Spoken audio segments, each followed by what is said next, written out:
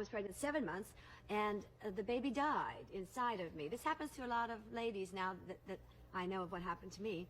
It was a very hard thing to get over because in those days there were no abortions allowed, whether you were ill or whether you were raped or whether the child died, which is disgusting to think that there is those laws. So I had to carry the child full term.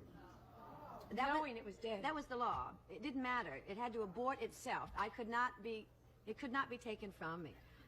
It's insane to think that really could be. And you said you would go to parties and people would say to you, "How's the baby? What name are you going to name the baby?" Oh.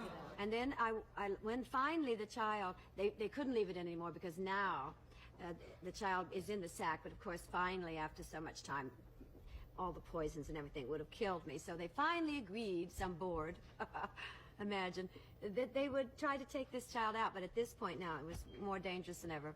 So I lived through that. It took over a year to get rid of the poisons that they put in me and all this junk to take this child out. Now, I waited a number of months, and I was lucky enough to get pregnant again. And the same thing happened to me. The second baby dies, just like that, again, for no reason at all.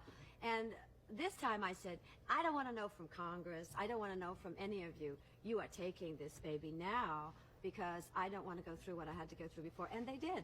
And the law was still in existence that couldn't be. But because of knowing that they almost allowed me to die because of that silly law, why they were able to abort the child. You know the saying, those who fail to learn from history are doomed to repeat it.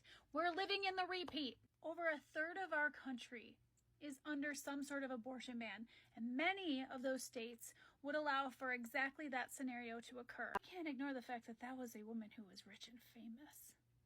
Most people aren't going to get the care she got. She had 2 children when this all happened. Had she not been who she was, she probably wouldn't have lived to see them grow up. We are moving back in time and ensuring that pregnancy becomes more and more of a death sentence every single day.